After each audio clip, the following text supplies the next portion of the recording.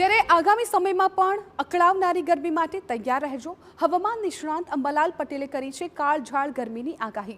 ભોજનને લીધે અકળાવનારી ગરમી પડવાની છે આગાહી। ભેજને કારણે આ ગરમી પડી શકે છે।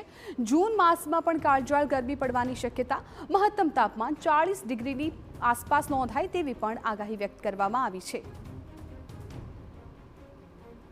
ગરમીમાં તો રાહત મળવાની શક્યતા રહેશે, પરંતુ અકળાવનારી ગરમી રહેશે ભેજના કારણે। તારીખ 27-28 મે બાદ પણ ગરમીમાં વધારો થવાની શક્યતા રહેશે। જૂન માસમાં પણ ગરમી રહેશે। આ ગરમીમાં પ્રમાણ ઓછું હોવા છતાં ગરમી અકળાવનારી રહેશે।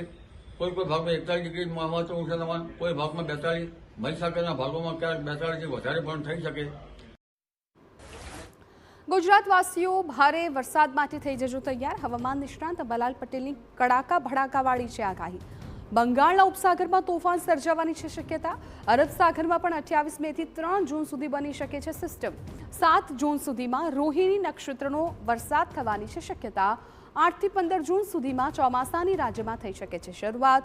ભારે પવન સાથે 80 કિલોમીટરની ગતિએ પવન ફૂંકાવાની છે શક્યતા। અનેક વિસ્તારોમાં ભારે પવન સાથે ખાબકી શકે છે વરસાદ।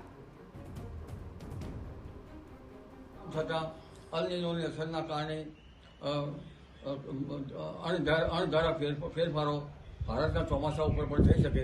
ઘણી વખત આગાહીઓમાં સત્યતા ન પણ આવી શકે, એટલે એ અલ નીનોની અસર હવે ભારતમાં થવાની શક્યતા રહેશે। છતાં ચોમાસું એકંદરે ખંડ વૃષ્ટિ વચ્ચે ચોમાસાનો બ્રેક લાંબો આવવા છતાં સિંચાઈની વ્યવસ્થા હોય તો ચોમાસું સારું પણ રહી શકે।